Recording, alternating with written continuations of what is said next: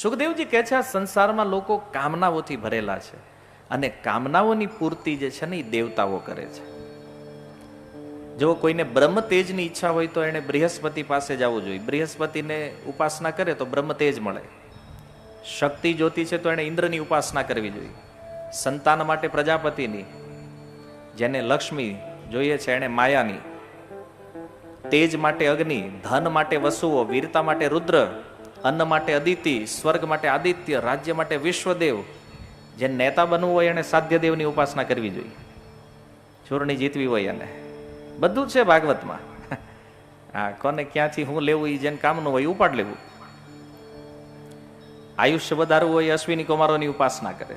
પોષણ માટે પૃથ્વી, પ્રતિષ્ઠા, કોકને મારું નામ બહુ મોટું થવું જોઈએ તો એને આકાશની ઉપાસના કરવી જોઈએ. અને સુંદરતા માટે આ નથી કેવું. હા, એ તમે ગોતી લેજો ભાગવત વાંચીને, બીજા સ્કંદમાં છે આગળ. હા, એ બને વાંચો, કારણ કે આ બધાને થવું છે. પત્ની જેને લગ્ન નથી થતા એના માટે એને ઉર્વશીની ઉપાસના કરવી જોઈએ. યશ માટે યજ્ઞ પુરુષ, ખજાના માટે વરુણદેવ, વિદ્યા માટે ભગવાન શિવ. અને બે જણાને બનતું ન હોય તો એને માતા પાર્વતીની ઉપાસના કરવી જોઈએ પ્રેમ માટે. ધર્મ માટે વિશ્વક્સેન, વંશ માટે પિતૃઓની ઉપાસના, વિઘ્ન માટે યક્ષ. કોઈને બળવાન બનવું હોય, જીમમાં વળ ખાતે નહીં મેળ પડે, મરુદગણની ઉપાસના કરો. બળવાન જેને બનવું છે. ભોગ માટે ચંદ્રદેવ. અને જેને કાંઈ નથી જોતું એને ભગવાન નારાયણની ઉપાસના કરવી જોઈએ. તો સાંભળો, હવે મેન વાત હવે છે યાર. એટલે કામ થઈ ગયું કે જેને જે જોતું તે મળી ગયું આમાંથી. સાંભળો, પરીક્ષિત મહારાજે એક પ્રશ્ન કર્યો કે આ બધું જોતું હોય એને શું કરવું જોઈએ?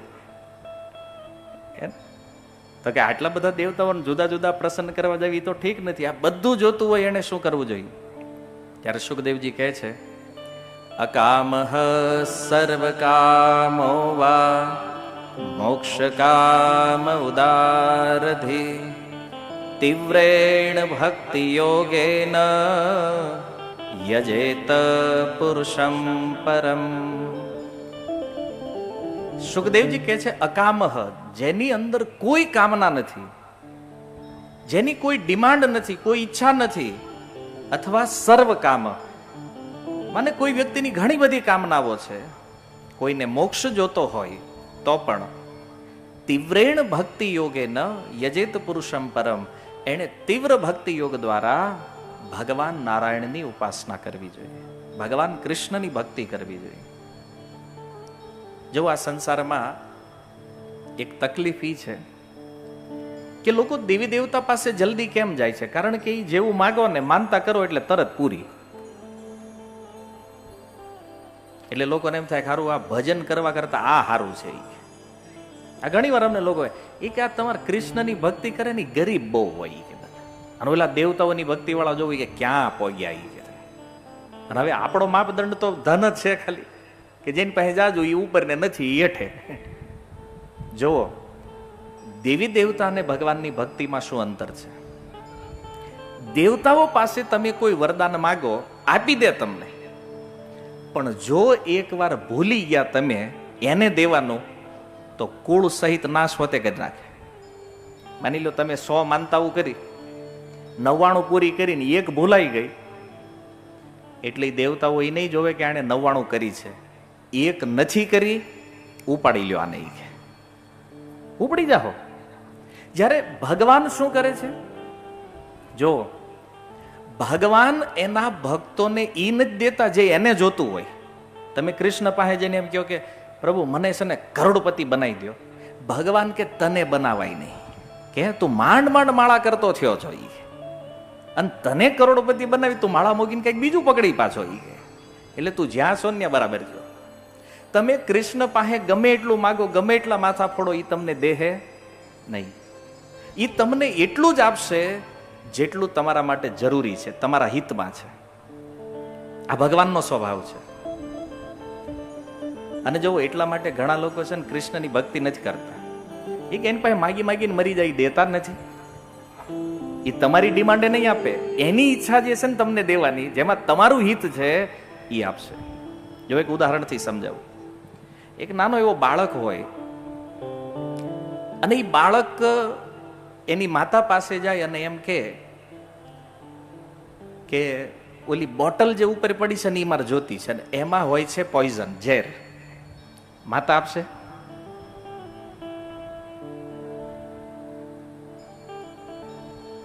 શું કહો, આપશો તમે? નહીં આપો.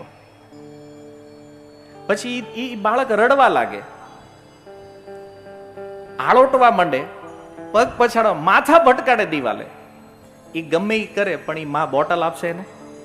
નહીં આપે. શું કામ? કારણ કે એ માં જાણે છે કે આ જે બોટલમાં લિક્વિડ છે એ બાળક માટે ખતરારૂપ છે, આને આ દેવાય? તો એલો બાળક મનમાં વિચારતો હોય કે યાર આ કેવી માં છે, હું આટલું રોઉં છું, આટલા માથા પચાડું છું તોય મને દેતી નથી.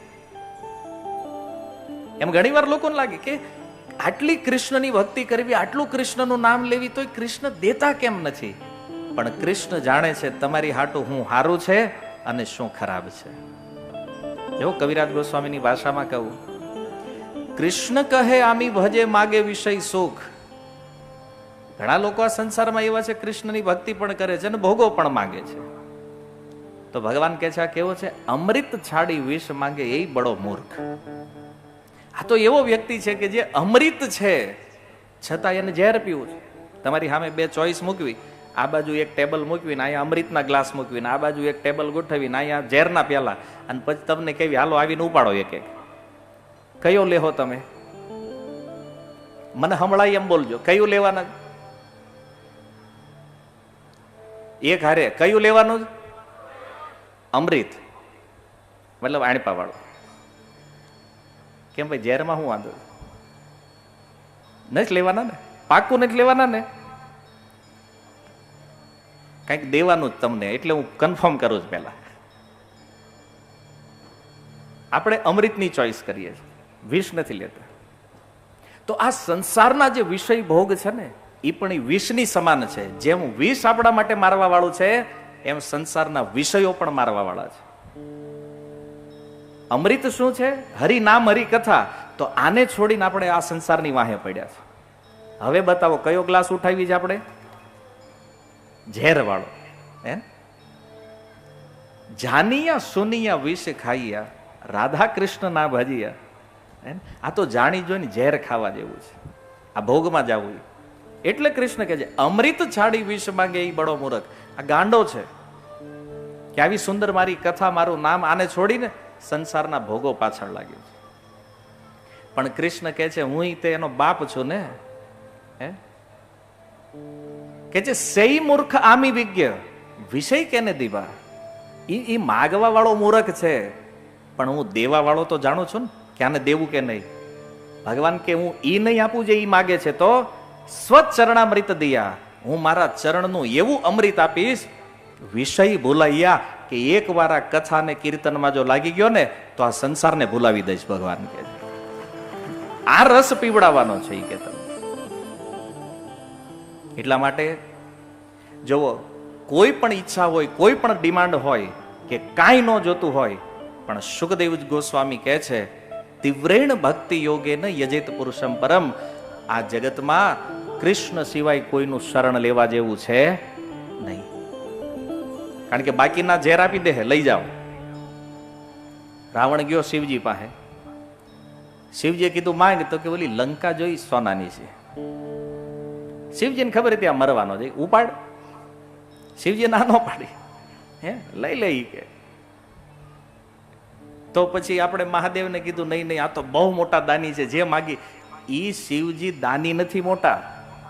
એ હું કામ આપી દે છે ખબર?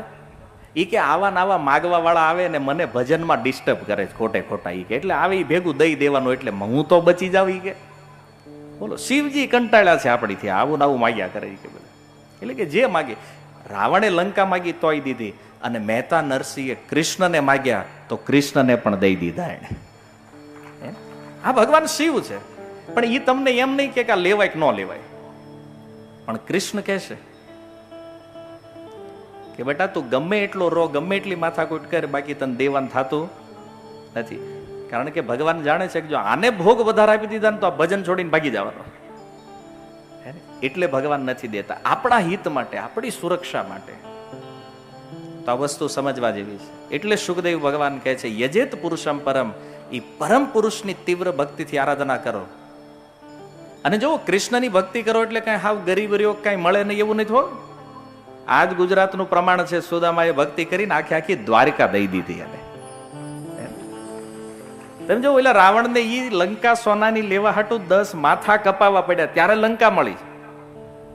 જ્યારે સુદામાને ખાલી કૃષ્ણને એક મસ્તક ઝુકાવી દીધું, દ્વારકાધીશ બનાવી દીધા એને.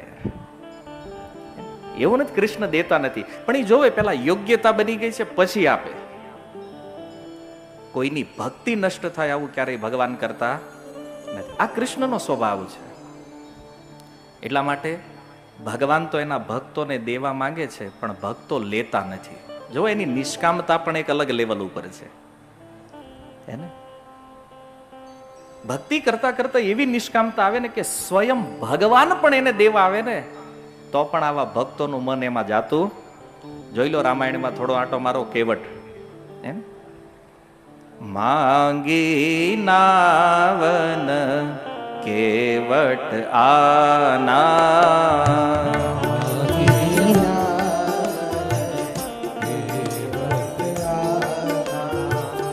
માંગી નાવ કેવટ આના,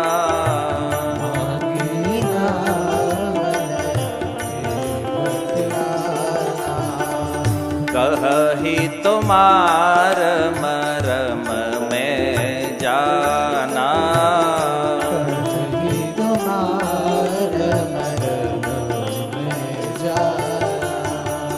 કહી તુમાર મરમ મેં જાના,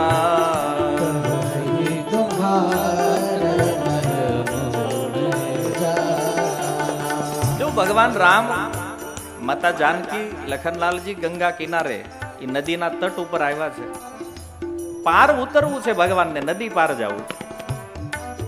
અને આ કેવટ નાવ લઈને બેઠો છે વચ્ચે. ગોસ્વામીજી કહે છે કે નિષ્કામ ભક્તિના ઘાટ ઉપર ઉભો છે આ કેવટ. એને એવી નિષ્કામ ભક્તિ છે એની કે એની પાસે ભગવાનને માગવું પડે છે. ભક્ત ભગવાન પાસે માગે એ તો સંસારમાં જોયું, પણ આ પ્રસંગમાં શું છે? ભગવાન ભક્ત પાસે માગે. માગી નાવ ને કેવટાના, અને ભગવાનને માગ્યું, પણ ઓલાનો એટીટ્યુડ જોવો તમે કેવટનો. ભગવાનને ના પાડતી નથી આવવું કે કેમ? ભગવાન રામ તો મર્યાદા પુરુષોત્તમ છે. એને કીધું ભાઈ કેમ નથી આવવું? એ કે મારી નાવ છે, મારી મરજી. ભગવાન કે એમ નહીં, તું કહેતો ખરો આવું કેમ નથી તારે? કહું તમાર મરમ મેં જાના. પ્રભુ તમારો મરમ જાણું છું. મરમ એટલે સમજો છો ને, સિક્રેટ.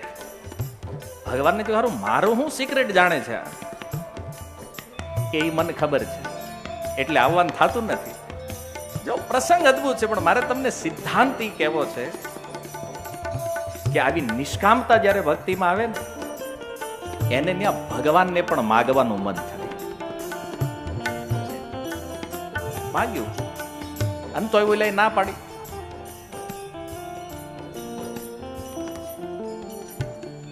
તો આ ભક્તિનો પ્રભાવ છે કે જેમ જેમ કોઈ ભજન કરે ને, ભલે આજે આપણી અંદર અનેક કામનાઓ હોય, અનેક લાલસાઓ હોય, પણ ભક્તિ પ્રારંભ થાય એટલે આ બધી કામના ધીરે ધીરે ધીરે હૃદયમાંથી નીકળતી જાય, શુદ્ધતા આવતી જાય.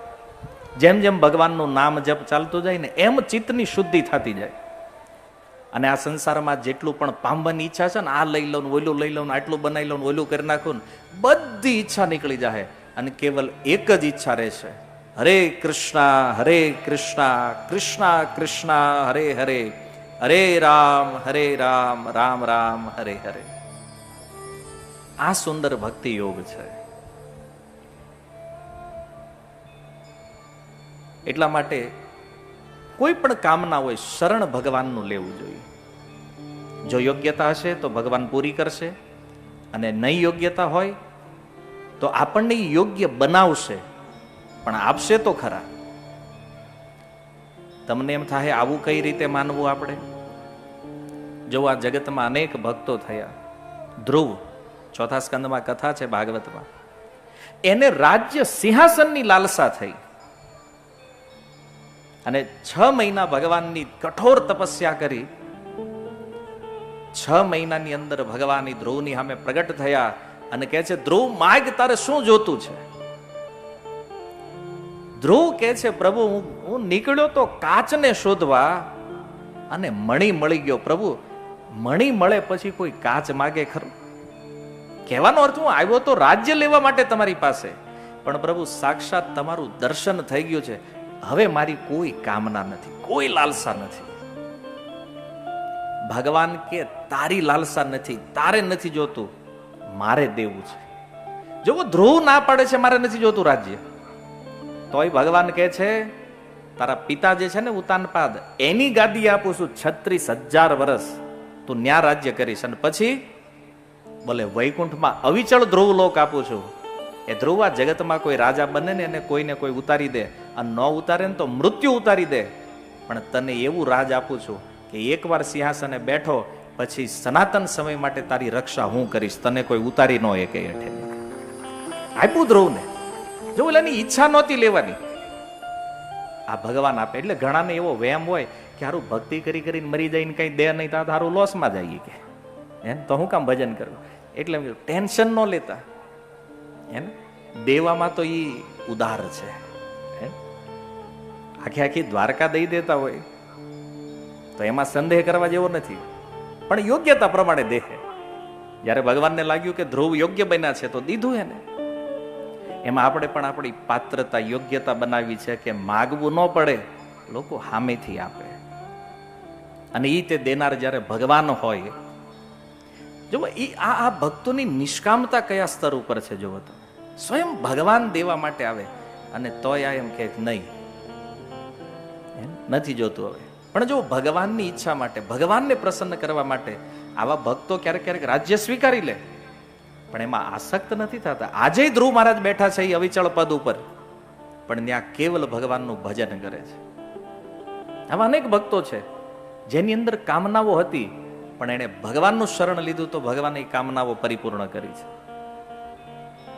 તો શરણ લેવા જેવું વ્યક્તિત્વ યદી આ જગતમાં કોઈ છે તો કેવલ ભગવાન કૃષ્ણ છે, ભગવાન રામ છે.